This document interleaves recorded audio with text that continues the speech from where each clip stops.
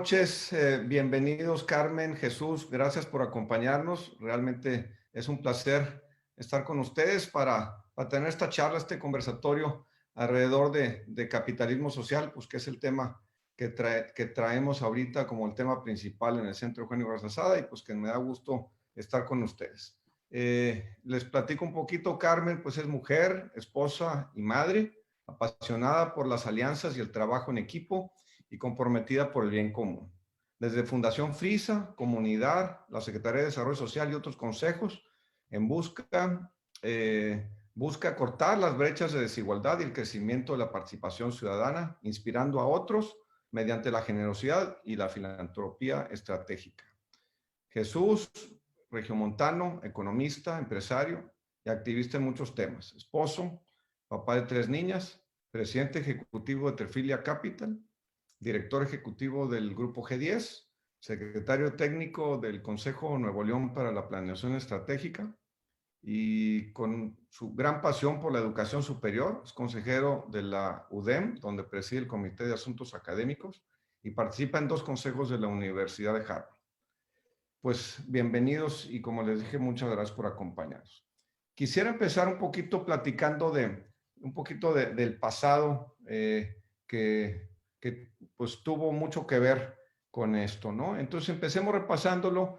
¿Y cómo crees, Jesús, que influyó el Monterrey del siglo pasado en formar las bases de lo que hoy llamamos capitalismo social? Sí, Federico, gracias por la invitación. Del siglo pasado y del antepasado, una cosa que a mí como economista regiomontano me parece excepcional es el rol del empresariado, no en actos de filantropía necesariamente, sino en la provisión de bienes que son eminentemente públicos. A veces lo perdemos un poco de vista, pero cuando hablas con colegas de otros lugares, la verdad es que sí es una excepcionalidad regiomontana. Te pongo ejemplos, empezando con el tema de la seguridad social, que es quizás el más documentado y más conocido, pero ha habido ejemplos también en intervenciones empresariales en educación, en salud, muy importante, donde se han hecho intervenciones desde el mundo privado para legarle instituciones a la comunidad y al público. Y en épocas más recientes, por ejemplo, hasta un bien tan eminentemente público como la seguridad. ¿Qué tienen que andar haciendo empresarios arreglando policías estatales o armando unidades especializadas antisecuestros? Pues en Monterrey eso pasa. Y creo que esto pasa en este siglo porque hay un legado que viene de esos 2 siglos atrás, donde hay casi una expectativa, no solamente de las grandes empresas regiomontanas, pero sino de la comunidad, de que los empresarios o el sector privado son respondientes en el caso de necesidades para la comunidad. Entonces, yo creo que esa es una forma de capitalismo social y creo que lo que nos legaron esos 2 siglos fue precisamente una obligación, una responsabilidad, un ejemplo y un legado, que es lo que guía, yo creo, un poco la acción social hoy en día. Carmen, pues alrededor de esto mismo que nos comenta Jesús, este legado que de alguna manera recibimos los regiomontanos de nuestros abuelos y bisabuelos, ¿qué sientes que marcaron? ¿Qué ejemplo nos deja y qué debemos de retomar de estos ejemplos?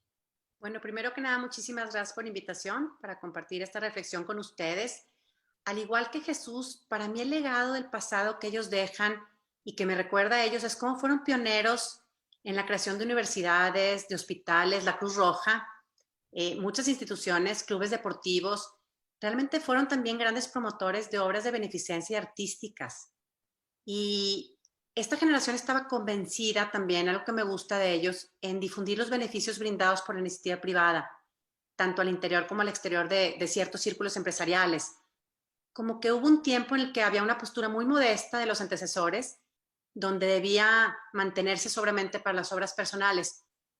Pero creo que es importante cómo empiezan a comunicar y demostrar el valor social, y esto para mí es un gran legado, algo que me enorgullece porque la verdad es que para uno poder seguir los pasos de grandes hombres y mujeres hay que reconocer y conocer lo que hicieron. Otro legado es cuando empieza la preocupación por el medio ambiente y el fortalecimiento de la sociedad civil. Creo que se van dando cuenta que la empresa por sí misma no es suficiente y buscan el fortalecimiento y la creación de nuevas estructuras, algo que ahorita también viene a ser muy importante. En ese entonces, estructuras que en ese entonces eran necesarias, y ahorita se requiere la creación de nuevas estructuras. Y esto para mí también es referente y guía.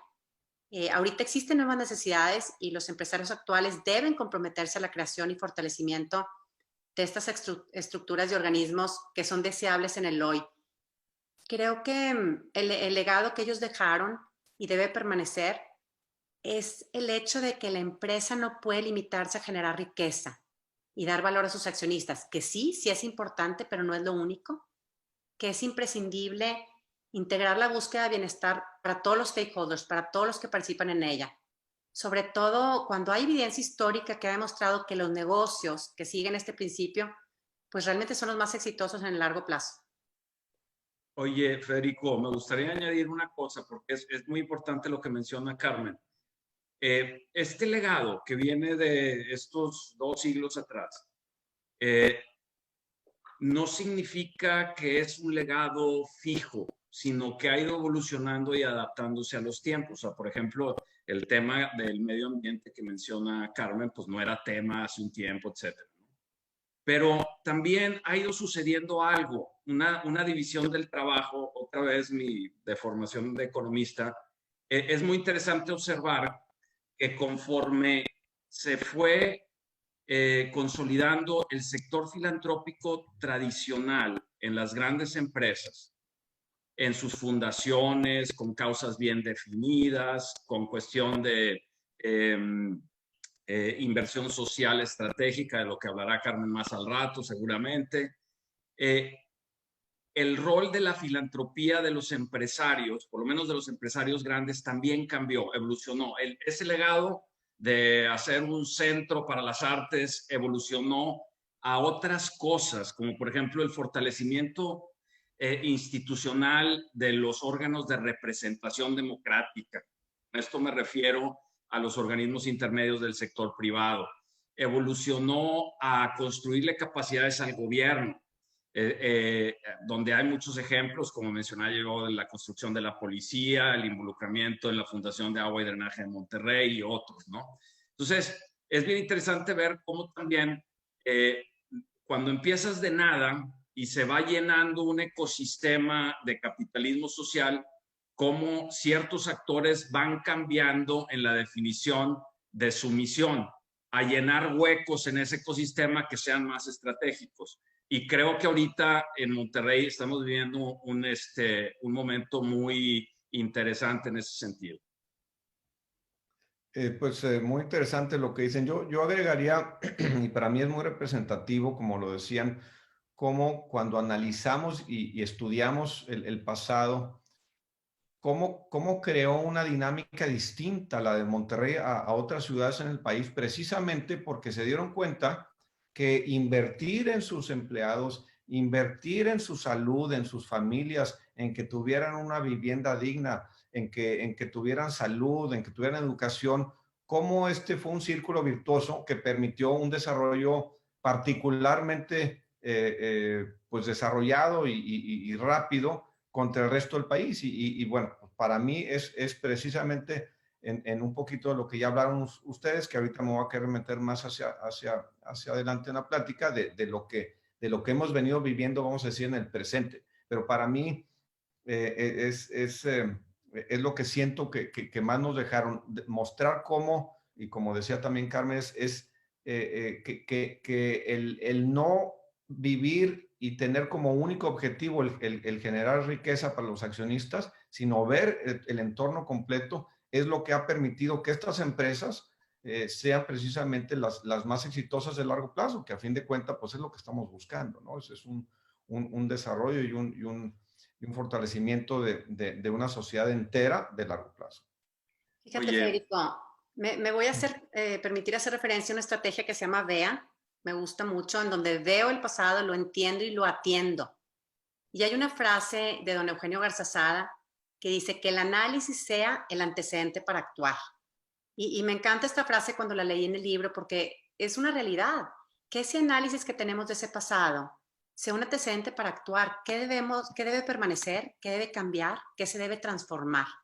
Y me encantó esa frase, la verdad es que se me hizo muy vigente el día de hoy. Pues qué bueno que tocas ese tema porque pues este conversatorio viene alrededor de la publicación de un libro al respecto que nos va a narrar precisamente toda esta historia y que nos sirva como elemento de estudiar y de aprender de los éxitos y de los fracasos que también tuvieron. ¿Ibas a decir algo, Jesús? Sí, no, quizá influenciado por la coyuntura, por el momento que estamos viviendo en México, pero es muy evidente que el empresariado regiomontano a lo largo de las décadas ha invertido en muchas cosas y me sonreía yo mientras los escuchaba porque me hice la pregunta de en qué ha dejado de invertir. Si tuviéramos que criticar algo en el contexto en el que vivimos en Monterrey, yo creo que todos caeríamos en cuenta, quizás muy influenciados por nuestros propios tiempos, los que nos han tocado vivir, quizás caeríamos en cuenta de que en lo que más insatisfechos estamos en Monterrey es en tener mejor gobiernos. Y eso tiene que ver también con una provisión de bienes públicos. Sin embargo, yo estoy seguro que el libro por ahí tendrá alguna anécdota de que en otros tiempos hubo empresarios que decidieron dedicarse en la vida pública, aún en un contexto político súper complicado. Este, Hoy en día creo que eso se analiza desde otra óptica muy diferente. Más bien cómo apoyar liderazgos positivos, cómo, digamos, cómo ayudar a que gente que conducente a buenos gobiernos llegue, ¿no? Pero creo que esa es una reflexión muy importante. Yo frecuentemente cuando leo cosas acerca de análisis comparativo de Nuevo León con otras entidades y veo que en todo está en buenos lugares, digo ya cada vez menos, pero en general en muy buenos lugares, competitividad, educación, etcétera. Me pregunto por qué siempre estamos como que no a gusto en el lugar donde estamos. Y creo que tiene que ver con eso, que pensamos que merecemos tener mejores gobiernos porque tenemos muy buena sociedad, muy buenas universidades, etcétera, ¿no? Quién sabe si ahí haya un rol para el empresariado que no hemos alcanzado a entender bien o hacerlo operacional de una manera, que sea congruente con vivir en una democracia moderna, ¿no? Tocas un tema bien interesante que me gustaría hacer dos comentarios al respecto. Uno es que en qué hemos fallado. Adicional, yo te diría que nos faltó o nos ha faltado divulgar estas prácticas, porque han venido nuevas generaciones, se hizo un mundo globalizado y esa cultura regia que tanto nos ha distinguido no necesariamente se permeó en el resto de las organizaciones o de las empresas. Y dentro de las mismas empresas que tienen antecedente o que vienen de generaciones empresariales con esa mentalidad, en la medida en que no se practica y no se empapa de esa filosofía, se empieza a perder. Y es uno de los temas precisamente que tenemos de los objetivos que tenemos en esta iniciativa, de poner estos ejemplos, de divulgar estos ejemplos para que nos demos cuenta y reflexionemos que son precisamente los que nos van a permitir ser exitosos de largo plazo. Y el segundo punto, que ese ya es una opinión muy personal, y es la responsabilidad que tenemos la sociedad civil de participar en política, que no significa necesariamente que te lances de alcalde o de gobernador, pero participar en política es mucho más amplio que eso. Participar en política es estar presente en hacerles ver a tus gobernantes si están haciendo bien su trabajo o no están haciendo bien, o si tienes tú características para dedicarle 3 o 6 años de tu vida para mejorar las leyes y ser diputado, pues adelante. Entonces creo que esa segunda parte también es algo en lo que como sociedad mexicana tenemos que cambiar ese chip, y de alguna manera está tan devaluado desgraciadamente la función pública que pues la gente buena tiende a no apuntarse, ¿no? Sí, hay un problema de Sí, selección adversa, efectivamente. Muy rápido, Carmen. Sabes que a mí me parecería interesantísimo revisar eso, porque la verdad es que nunca he leído algo concreto acerca de qué hicieron los abuelos y los bisabuelos del pasado con relación a la participación en los asuntos públicos, más allá de esta filantropía hacia la comunidad, ¿no? Eso sería interesantísimo para el Centro Eugenio Garzazada de echarle un poco de lupa. Nos lo llevamos de tarea. Oigan, entrando un poquito al presente, quisiera, bueno, primero repasar los 4 principios de capitalismo social, que es libre emprendimiento. Ese es sine qua non. La libertad de emprender tiene que ser el primer punto para poder ejercer todas estas cosas que mencionamos. La dignidad humana, por supuesto, tiene que estar como prioridad, el compromiso social que tenemos y el liderazgo humanista. Y bueno, en este contexto de la pandemia, los principios que acabo de escribir de capitalismo social se expresan claramente en el programa Unir y Dar. Ambos fueron protagonistas en esta iniciativa. ¿Cómo se pudo instrumentar un esfuerzo de este alcance, de esta naturaleza, desde la sociedad civil en tan corto tiempo? No sé, Carmen, si quieras empezar tú. Bueno, pues sí, Unir y Dar es este movimiento de empatía regiomontana frente al COVID. Está incubado en comunidad e impulsado fuertemente por el Grupo de Empresarios de Nuevo León. A mediados de marzo teníamos que responder ante la crisis de salud, pero también había que demostrar la unión y el liderazgo del empresariado de Nuevo León. Entonces, bueno, yo creo que la tercera semana de marzo me buscaron como cofundadora de comunidad para ver cómo los podíamos acompañar en este gran proyecto. Y en una semana, la verdad es que con una rapidez increíble, teníamos ya la propuesta, una estrategia integral con 3 iniciativas. El Grupo de Empresarios de Nuevo León iba a aportar los primeros 100 millones de pesos. Y la idea era, y lo que se concretó fue hacer Respira Nuevo León, en donde podíamos apoyar al personal de salud de los hospitales públicos del Estado, tanto estatales como federales, con insumos y equipo de protección. Abraza Nuevo León. Había también un fuerte interés de los empresarios de que nadie pasara hambre. Entonces, logramos apoyar hasta el día de hoy a 17,000 familias en desempleo con tarjetas solidarias, buscando siempre la dignidad de la persona, un principio importante del capitalismo social, en donde la gente pudiera tener un alimento, pudiera pagar un servicio o pudiera pagar un medicamento. Y Reactiva Nuevo León, buscando que quienes tristemente habían perdido el empleo pudieran contar o cuenten ahorita con este crédito para MIPYMES para poder reactivar su negocio. Obviamente, estos 4 principios de capitalismo social se vivieron y se siguen viviendo en cada uno de ellos. Como bien les comenté, empezamos con el G10, con el Grupo de Empresarios de Monterrey, con los primeros 100 millones de pesos. A la fecha hay más de 1,200 donantes. Se socializó la ayuda reuniendo casi 200 millones. Más de 200 empresas, más de 100 voluntarios. Y aquí me encanta que fue una suma de actores, organizaciones de la sociedad civil, gobierno municipal, Secretaría de Salud, el Instituto Mexicano del Seguro Social y empresas de todos tipos, desde call centers, transportistas, bancos.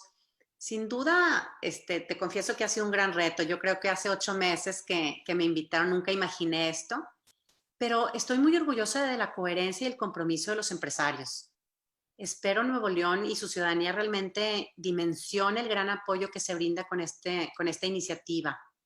Creo que la suma de actores, el liderazgo consciente que demostraron los empresarios, ellos también buscando nuevos inversionistas sociales, nuevos donantes, fue indispensable para esta iniciativa que lleva ya 8 meses, no ha llegado a su fin, pero pone, la verdad es que bajo la lupa, acciones que hicimos, que cumplimos con transparencia, que cumplimos con muchos actores, invitando a nuevas empresas. Y aquí algo que me encanta es que hay empresas de todos tamaños. El donativo más pequeño que recibimos fue 50 pesos y el más grande de 18 millones. Y todo el mundo se sumó. todo el mundo se sumó a esta iniciativa. Qué suerte, ¿no? Qué bonito darse cuenta de la solidaridad. Yo creo que si algo nos ha distinguido a los mexicanos es esa solidaridad en los momentos difíciles, y lo que a lo mejor nos ha faltado es mantenerla cuando están las condiciones en orden. Ibas a comentar, Jesús. ¿Sabes qué? Algo también, bueno. No, nada más quería cerrar.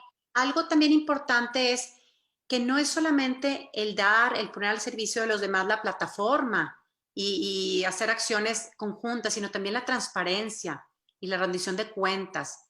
No es como pasamos de esa caridad a esa filantropía estratégica y a esa inversión social, en donde buscamos un retorno social sobre la inversión. Realmente lo que se busca con esta iniciativa es que cada peso que invertimos en la sociedad genere más. Nosotros teníamos que brindarle a los médicos un voto de confianza y que ellos supieran que contaban con la IP, que supieran que contaban con la sociedad civil organizada. Entonces creo que eso también es bien importante, que debemos dar, pero eso no es suficiente, debemos ser transparentes, debemos ser profesionales, debemos ser institucionales. Y creo que eso es algo que me ha gustado mucho de cómo la sociedad civil organizada ha agarrado de ejemplo a iniciativa privada. Buscamos ser institucionales, buscamos ser profesionales, buscamos trabajar en el hoy. Requerimos estructuras fuertes y sólidas para hacer el bien bien. No es una institución de voluntarios, es la organización de la sociedad civil debe ser tratada y vista como una empresa, con sueldos dignos, con prestaciones de ley, con todo lo que una empresa que vive el capitalismo social vive en el hoy. Y eso es bien importante recalcarlo. Oye, Federico, yo iba a comentar, a mí me tocó vivir esto muy de cerca con Carmen, pero desde la perspectiva del donante, del G10. Y aquí hay varias reflexiones que me gustaría compartirles. La primera tiene que ver con este tema del legado. Yo recuerdo la reunión que a partir de la pandemia pasaron a ser virtuales, te imaginarás, y a partir de la pandemia hubo una urgencia de que las reuniones, en lugar de ser mensuales, pasaron a ser quincenales, y en casos de algunos empresarios que operan más de cerca conmigo, pues te diría semanales o diarias, ¿verdad? Yo recuerdo esa reunión donde ese tema del legado, de sentir el peso de la responsabilidad ante un hecho extraordinario, llevó a una conclusión colectiva de decir, es necesario hacer algo, yo no sé qué, pero que se salga de lo habitual. Y en el transcurso de esa conversación de una hora fue agarrando algo de forma. No la forma que Carmen nos ayudó a terminar de dar, pero sí, primero el compromiso de un monto para arrancar el esfuerzo, y luego se fijaron 3 características que son muy importantes. La primera era que era muy necesario hacer otra cosa que mencionaste en el segmento pasado, que es visibilizar la acción de capitalismo social. Esa no había sido una preocupación de los empresarios hasta muy recientemente, porque creo que en un entorno donde la narrativa general es adversa al empresariado, es que más extrañas la acción positiva de hablar bien del empresariado, ¿no? Entonces, la primera característica que me pidieron a mí es que sea un esfuerzo muy profesional y visible. La segunda tiene que ver con algo que mencionó Carmen, que es, dada la dimensión del reto, es algo que con humildad tenemos que asumir que no podemos solos, y aprovechemos el viaje para tener un impacto con la sociedad, ayudándola a unirse, a aportar, ¿no? Y es un tema que tú y yo hemos platicado muchas veces, de cómo hacer más grande ese círculo de influencia que tienen las grandes empresas, ¿no? Yo creo que es posible. Entonces, esa fue la segunda característica, que sirva este arranque para que muchos se sumen. Y luego, finalmente, que fue el input que yo le di a Carmen, que tuviera un componente obviamente de salud y un componente de economía. El tema de salud, por nuestra cuenta, que después resultó ser otro partner estratégico muy importante para Carmen, En el tema de salud, por nuestra cuenta, tuvimos una iniciativa de apoyar al gobierno del estado de Nuevo León con el tema de respuesta a la pandemia. Y para eso, pues acudimos a algo que en las empresas acudimos muy frecuentemente, que es un consultor con experiencia en el tema, y se contrató a McKinsey, y McKinsey se encargó de, durante 8 semanas, dejarle al doctor de la O armado un cuarto de control y de respuesta, un semáforo, un seguimiento de indicadores y algo de logística, ¿no? Después de eso, yo volteé pues con Carmen. Es la persona que yo conozco que está más versada en estos temas, y le digo: Carmen, tengo 100 millones de pesos para ti, hazme una propuesta, ¿qué podemos hacer? Y hazme la propuesta para el siguiente lunes. Le hablé el martes en la mañana y le dije: necesito la propuesta para el siguiente lunes, ¿no? Y la verdad es que ahí sale Respira Nuevo León, Abraza Nuevo León y Reactiva Nuevo León, de una forma muy profesional, convocando a toda la sociedad y abordando los temas de salud y economía.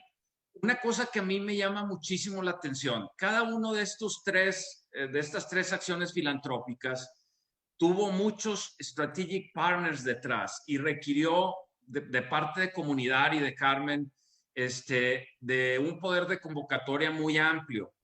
Y la reflexión que yo hago en este tema es que, por ejemplo,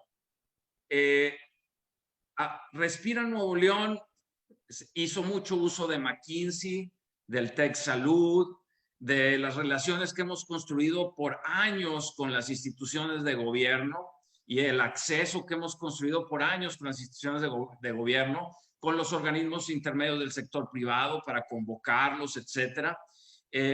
Abraza Nuevo León, pues los más visibles ahí son Cáritas, pero Carmen me robó un tiempo parte del equipo de Consejo Nuevo León porque le faltaban manos para afrontar el reto de canalizar ese donativo extraordinario. Y más recientemente, quizás fuera de mi ecosistema, pero también una acción de la sociedad o del sector filantrópico Nacional Monte de Piedad, ¿no? Entonces yo me pongo a pensar que para que Carmen pudiera armar conceptualmente algo en una semana y después desplegarlo, prácticamente las tres cosas estaban diseñadas en los siguientes 2 meses, y en muchos casos ya estaban desplegados los esfuerzos de logística en salud y todos los materiales para los hospitales. Lo extraordinario para mí es que solamente en un ecosistema cívico al que se le ha invertido por décadas es posible conectar esos puntos. Se escucha muy fácil, y alguien podría decir: pues qué chiste tiene si Carmen y tú son amigos y ya se conocían y ustedes lo hicieron. No es cierto. Hay un ejército de gente y de organizaciones detrás que hicieron posible esto. Y el capitalismo social es el backbone de todo ese ecosistema. Yo me atrevería a decirte. Me encanta, Jesús, esto que comentas, porque, por ejemplo, vayamos al tema de Abraza Nuevo León con Cáritas. Cáritas lo ha hecho la iglesia y lo ha hecho la iniciativa privada. Es con recursos de iniciativa privada como se ha logrado la formación de Cáritas, además de obviamente de la iglesia, que ha hecho un excelente trabajo. Entonces, si no hubiera existido esa estructura, ese aliado estratégico, Comunidad, Unir y Dar, no hubiera podido llegar a 17,000 familias. Y me encanta porque tienes toda la razón. Si nos vamos a pensar en la Financiera Monte de Piedad o nos volteamos a pensar en las relaciones que se han logrado con la Secretaría de Desarrollo de Salud, tanto del Estado como federales, no es tan fácil llegar a un acuerdo. Son semanas, meses, años de lograr esa conversación. Consejo Nuevo León sin duda fue un actor clave, súper clave, en donde me ofrecieron todo el tema de comunicación, algo que nosotros no teníamos. En 4 meses había más de 400 notas de prensa para difundir cómo nos pudimos ir a todo el país compartiendo mejores prácticas para que otros estados pudieran replicar Unir y Dar a sus escalas, en sus tiempos, con sus perfiles, pero hemos visto cómo se replica en otros estados. Entonces, sin duda, lo que comenta Jesús para poder desplegar esto, hubo años de preparación previa que sentaron las bases del capitalismo social. Un liderazgo comprometido, la dignidad humana ante todo. Los 4 principios sin duda fueron claves para que esto fuera y sea una realidad. creo que como dicen y como platicamos hace rato, pues ese legado nos dio un head start, de alguna manera estar preparados. Pero yo quisiera ir más allá, ¿no? Desde el punto de vista de nunca me doy por satisfecho y yo quisiera reflexionar con ustedes porque a pesar de que Monterrey tiene todas estas estructuras y organizaciones, seguramente las ha tocado N cantidad de personas y personas con capacidad económica, con capacidad intelectual, estudios, etcétera, que cuando platicas de las problemáticas te dicen es que deberían, ¿no? O sea, como que es así la típica frase que me hace mucho ruido. Cuando te dicen, no, es que deberían de, ¿y cómo que deberían? Y deberíamos, cuando menos dilo así, ¿dónde estás tú? ¿Cuál es tu participación? ¿No? Y no sé qué opinen al respecto, pero yo sí siento que hay demasiado que hacer todavía desde el punto de vista de la sociedad, a que entendamos que todas estas cosas que se pudieron hacer, pues es gracias a algunos que no dijeron deberían, sino deberíamos. Y en la medida en que fuéramos más los que pensáramos así, pues seguramente seríamos una sociedad mucho más justa y desarrollada. Fíjate, Federico, que es chistoso, porque de hecho Carmen y yo ya tuvimos una junta post pandemia para hablar de eso. O sea, el ver las cosas de manera sistémica, el tratar de dar dos pasitos para atrás y decir, oye, wow, esto estuvo, la verdad es que un trabajal, pero increíble que se pudo sacar adelante, te, te obliga a pensar a cuál es cuál es el siguiente paso para ese ecosistema o quién lo hace mejor o un ecosistema en ese estado, a qué puede evolucionar que lo haga todavía más competente, que invite más gente, etcétera. Y creo que sí hay ejemplillos por ahí, ¿eh? Por ejemplo, a mí me preocupa mucho que el ecosistema ahorita en Monterrey está muy concentrado, depende de pocas manos. A lo mejor siempre ha sido así, pero pues qué mejor ejemplo que la pandemia para saber que hay eventos extraordinarios que pueden descarrilar completamente esfuerzos no diversificados. Entonces yo creo que además de ser todavía mucho más incluyentes y convocar a muchos más actores, como tú sugieres, creo que hay que pensar en cómo se le da sostenibilidad a esto. Y por ahí, Carmen y yo ya hemos platicado de esquemas que tienen que ver con dineros públicos, que sean originados de impuestos privados, que es una solución muchísimo menos extraordinaria, mucho más de mercado. Ahí por ahí está el caso de Chihuahua, que Carmen lo conoce mejor que yo, donde con una gobernanza adecuada y con la selección de los organismos y de las iniciativas adecuadas para que se mantenga un ecosistema cívico sano, puede tratar de en algún momento pedirse que un pellizco, este es muy mal momento para hablar de estas cosas de impuestos y de finanzas públicas, pero pedazos pequeños de las contribuciones que vienen del sector privado vayan etiquetadas a ciertos usos que sostengan estos ecosistemas de manera sustentable en el tiempo. Chistoso que lo mencionas porque creo que todavía no termina reactiva en Nuevo León y Carmen y yo ya tuvimos una junta de ese tema. Lastimosamente es mal momento para hablar de ese tema porque, pues, como ustedes saben, pues, no nada más Nuevo León, todos los estados, todas las entidades federativas están quebradas y va a tomar un tiempo para que haya el oxígeno en las arcas estatales para volver a considerar este tipo de cosas. Pues acuérdense, como dicen siempre en los momentos de crisis es cuando sale la creatividad y las mejores opciones. Yo creo que, por Así es. supuesto que un esquema como el que estás planteando es interesante, pero yo más bien diría, como mencionabas, que está muy concentrado en unos cuantos quienes tienen esta cultura de filantrópica, por usar un término, y creo que tenemos que ampliar muchísimo esas bases, ¿no? Y Fíjate, bueno, yo creo que hay otros ejemplos de otras estrategias que se están dando para poder socializar más este tema.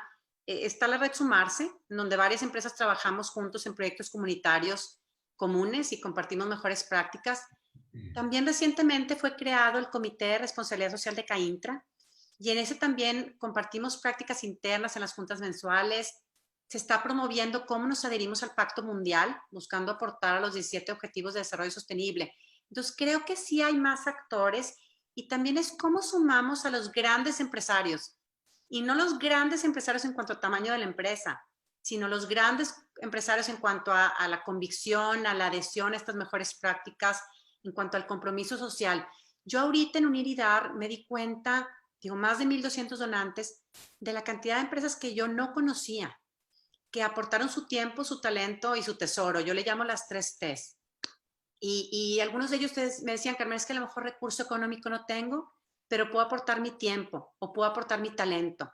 Y aquí la suma es lo que hace la diferencia. Por ejemplo, hubo muchas empresas como Metalsa, como FEMSA, como Frisa, que aportaron a su personal de logística, su personal de compras, para poder apoyarnos y apoyar a la comunidad en esto.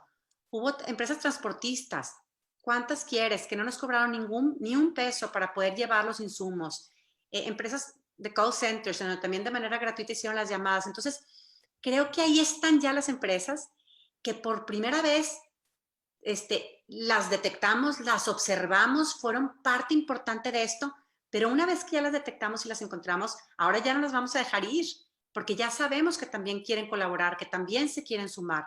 Entonces, creo que esta pandemia nos invita a romper un poquito el paradigma de solo los grandes en tamaño pueden dar.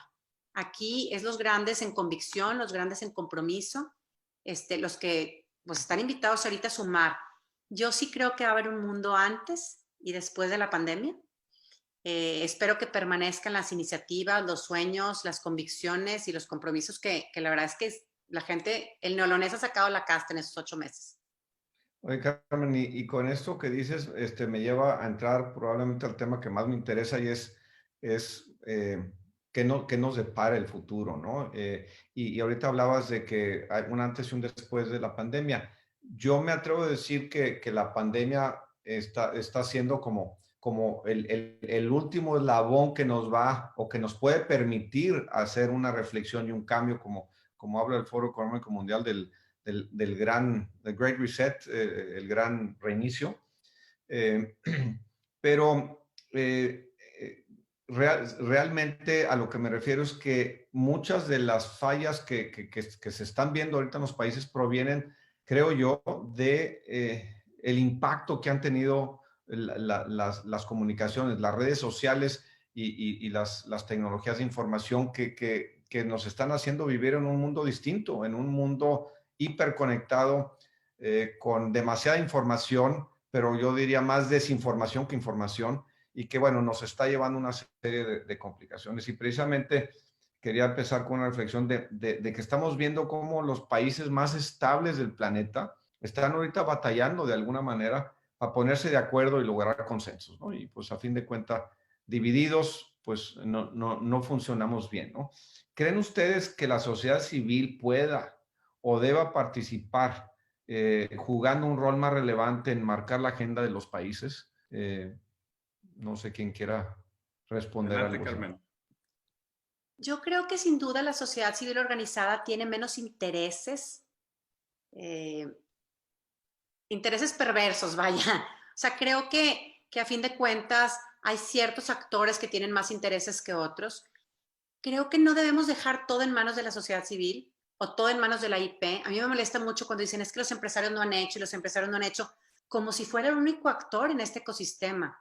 De hecho, es un ecosistema. Involucra a la academia, a la iniciativa privada, a los gobiernos de todos los niveles, a las pymes, a las empresas grandes y las empresas de muchos tamaños, a los transportistas y demás. Entonces, yo creo que sí, la sociedad civil, dado que su único interés es un México mejor, un mundo mejor, una mejor comunidad, una mejor sociedad, sí creo que puede llevar la voz cantante en cuanto a detectar, a nombrar, pues los puntos que debemos atacar o en donde debemos incidir, pero no lo pueden hacer solos. O sea, creo que tenemos que trabajar en proyectos más transversales.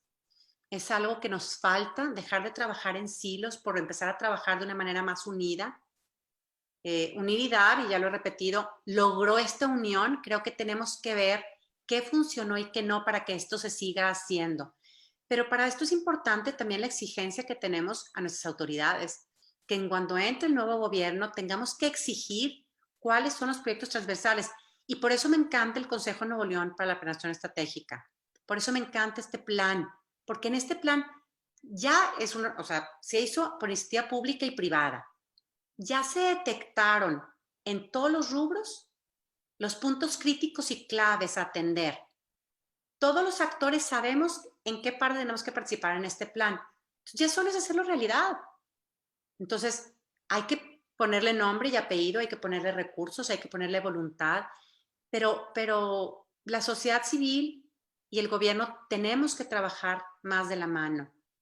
El liderazgo de la iniciativa privada, sin duda, pues porque hay más recurso económico disponible y porque también en ocasiones tiene el apoyo de grandes consultores, como en este caso fue McKinsey, que nos pueden apoyar, guiar, dirigir.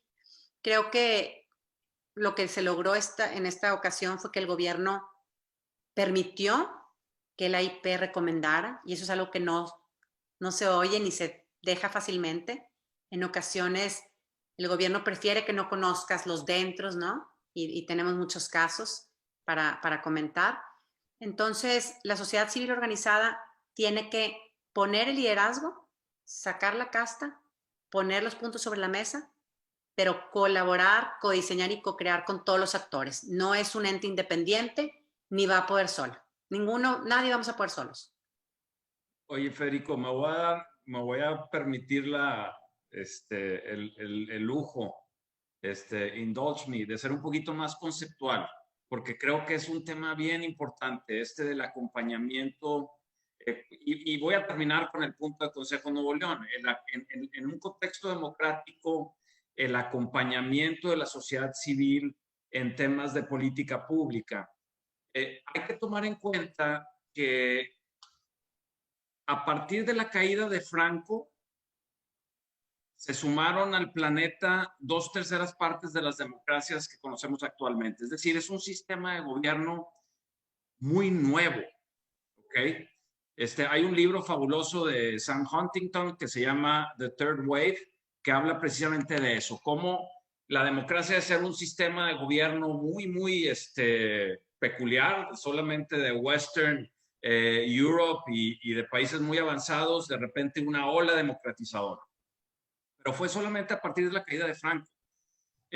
Después vivimos un proceso de globalización muy importante, donde básicamente después de la caída de la cortina de hierro, el mundo converge en un solo sistema, que es el sistema de libre mercado, y eso genera economías de escala que provocan que en los últimos 40 años el mundo haya progresado como jamás en la humanidad, en términos tecnológicos, en términos de educación, de salud, de acceso a muchas capacidades, etcétera. Sin embargo, creo que una de las consecuencias no intencionadas de ese proceso de crecimiento económico globalizante ha sido la generación de inequidades y de disparidades. Y cuando se generan esas disparidades, sean relativas o absolutas, se crean inconformidades, molestias y omisiones también en materia de política pública. Entonces, en un contexto donde hay muchas democracias, unas más viejas que otras, pero en general infantes, y vives este proceso inequitativo del progreso, pues es natural que se provoque mucha revuelta política. Y para ejemplos, pues tendríamos que hacer otro webinar de esto, ¿no? Otro conversatorio. Entonces, dado ese contexto, yo sí veo que hay una suerte de fatiga democrática en la cual, y además hay debilidades institucionales muy importantes en muchas de estas democracias jóvenes que dan lugar a que este tipo de intervenciones de acompañamiento de la sociedad civil, de participación de ONGs, de think tanks, de universidades, sea muy útil. La clave aquí es hacerlo de tal forma que sea colaborativa y no le invadas el carril al que tiene el mandato democrático, que es el gobierno. Eso hay que también aceptarlo, porque también cuando nos dicen por qué no hacen, por qué no dicen, por qué no, haz de cuenta que pues las personas que te los dicen son puros musolines en potencia, que le están diciendo a un hijo de vecino que no está electo, que no tiene ninguna autoridad propiamente dicho, dada por el pueblo, por un procedimiento democrático, realmente a lo que podemos aspirar en estos mecanismos de acompañamiento, y esto es algo que le escucho mucho al papá de Carmen, que es el presidente del Consejo de Nuevo León, es a no a tener ni autoridad, porque eso es un mandato democrático, ni poder, porque también emana de un mandato democrático. A lo que podemos aspirar como sociedad civil es a tener influencia. Y la influencia solamente se obtiene cuando estás del lado de la sociedad civil a través del conocimiento. Y siempre pone este ejemplo, Lalo, de decir, ¿por qué tú no dejas que tu esposa te abra la barriga y a un gastroenterólogo sí? Pues porque el gastroenterólogo sabe lo que está haciendo. Entonces, este tipo de mecanismos de acompañamiento en las democracias, a lo que podemos aspirar es a convencer al gobierno, utilizando el mejor conocimiento a nuestro alcance, de cuál es el rumbo a seguir. Y podríamos hablar mucho de cómo hacer legítimo esas recomendaciones, cómo involucrar a más gente cada vez, etcétera.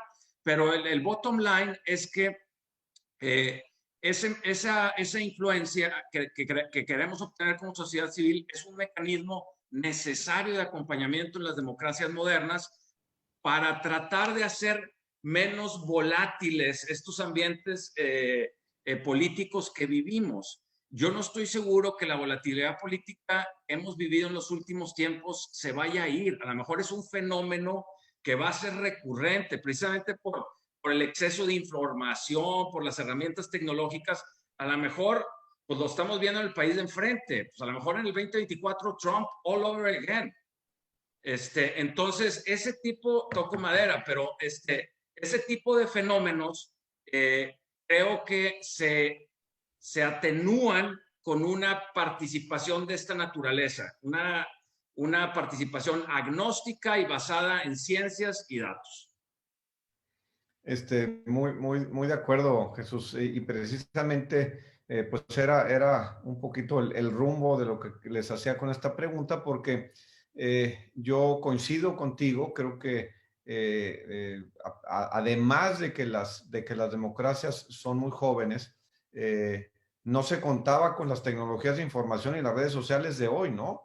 Y si se hubiera contado, o más bien la expectativa que teníamos era que íbamos a estar más informados. Y no sé ustedes qué opinan, pero yo siento que estamos mal informados. O sea, tenemos tanta información que estamos, pues realmente, como dicen, la noticia que viaja y que se da es la mala noticia o el fake news, ¿no? Entonces, es mucho más interesante y vuela más rápido que las buenas, que las noticias reales aburridas, por decirlo de una manera, ¿no? Y entonces yo lo que veo es precisamente esa tesis que tú decías, es el político, por definición, por modelo democrático, se tiene que vender cada 3 o cada 4 o cada 6 años, ¿no? Entonces, la dificultad en un modelo tan conectado es que pues se tienen que vender cada 3 años. ¿Y cómo te vendes? Pues a lo que la gente quiera. ¿Y qué está generando? Pues populismos, ¿no? Principalmente, ¿no? Ya sea de izquierda o de derecha, ¿no? Y por eso mi pregunta iba hacia el rol que la sociedad civil organizada pueda o deba de jugar. Y me parece un súper acierto lo que se hizo aquí en Nuevo León con el Consejo de Nuevo León para la Planeación Estratégica. Y la verdad siento que se ha tardado en darse los resultados, pero estoy seguro que gracias a que tenemos ese instituto, por decirlo de una manera, que no está pensando en cómo ganar elecciones, sino a ver qué necesita nuestra sociedad y nuestra comunidad, ese pensamiento a largo plazo, que es precisamente la base del capitalismo social, que creo que pues será seguramente los ajustes que nuestras democracias en la medida en que vayan madurando tendrán que hacer. Oye, hablábamos hace rato de que el legado del siglo pasado y antepasado evolucionó. Y fíjate cómo hay toda esta tesis muy sofisticada detrás del diseño del Consejo Nuevo León. Lo sorprendente es que, y es un compromiso a perpetuidad, o sea, tú para ganarte la confianza de que el gobierno te reciba, que empieces a poder colaborar, etcétera, pues tiene un ticket de entrada. Y el ticket de entrada radica en que el Consejo Nuevo León se financia mitad público y mitad privado, y es otra forma de capitalismo social. Fíjate cómo ha evolucionado el capitalismo social regiomontano de construir universidades, hospitales, ayudar a la iglesia, etcétera, a estos mecanismos muy cerebrales de decir, oye, ¿cómo aminoro la ciclicidad política? ¿Cómo aminoro esa volatilidad? ¿Cómo aminoro también o cómo canalizo el enojo de la sociedad civil a causas productivas y constructivas, ¿no? Entonces, la verdad es que sí es muy interesante. Es otra forma de capitalismo social. Hemos estado hablando de la misma gata, pero revolcada. Oigan, nos queda poco tiempo. Próxima pregunta o reflexión, les quiero comentar, ¿qué piensan que hace que algunos países sean más exitosos que otros? ¿Y hasta dónde estos modelos que estamos platicando ahorita, el capitalismo social, pueden marcar rumbo para que seamos un país más exitoso? Y por ello me refiero a que sea más justo, más libre, menos desigual, etcétera, ¿no? Creo que esta pregunta es tuya, Jesús. Bueno, oye, pues no, mira, o sea, la verdad es que es una pregunta de examen y es corta. Y creo que cierra muy bien el tema porque es otra vez hablar exactamente lo mismo. La respuesta no es mía, la respuesta es de Daron Acemoglu y de James Robinson y tiene que ver con el libro del mismo título y con toda la literatura institucionalista dentro de economía. Esta gente lo que te dice es que sí, la macro estable es importante, el libre comercio es importante, una serie de preceptos del libre mercado son importantes, pero para que todo eso funcione tiene que haber institutional underpinnings. Y esa literatura también está evolucionando, Federico, en esta dirección de decir, en los modelos económicos, aún en los institucionalistas, no tenían calibrada la volatilidad política.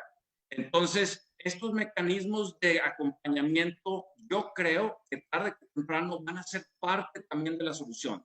Pero para contestar a tu pregunta, instituciones sólidas que puedan sostener un Estado de Derecho que permita a la población ejercer sus libertades económicas y políticas, eso es lo que diferencia el progreso de una nación versus otra. Y como esto se está volviendo cada vez más complejo por el fenómeno de tecnología y otras dinámicas, creo que hay un rol para el capitalismo social en hacer más funcional ese modelo, ¿no? Yo creo que algo o sea, que no nos ayuda y no nos beneficia en México es la desigualdad tan amplia también que hay.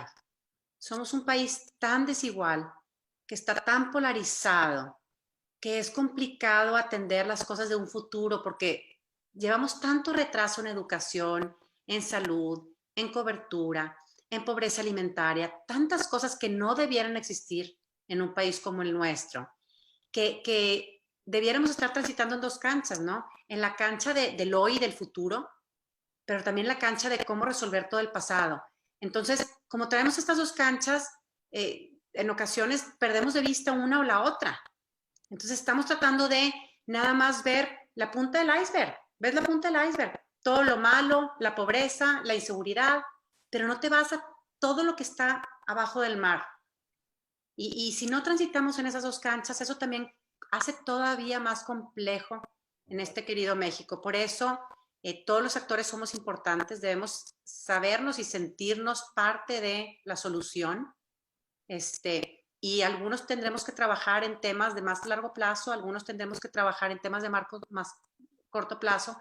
Y me encanta porque hay quienes empiezan a pensar, no es que, bueno, hay que enfocarnos en una filantropía estratégica, hay que enfocarnos a inversión con impacto, ya hay que dejar la caridad atrás. Les digo, es que todo es necesario en un país tan desigual como el nuestro.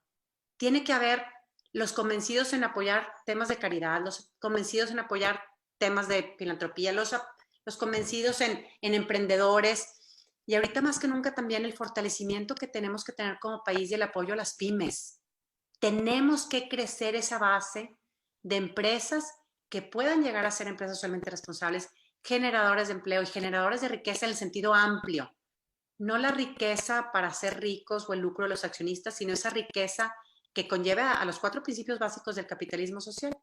Creo que es algo también que si pudiéramos trabajar más de la mano y tenerlo en la conciencia, en el diseño de nuestras estructuras e instituciones, pues también haría todo más sencillo.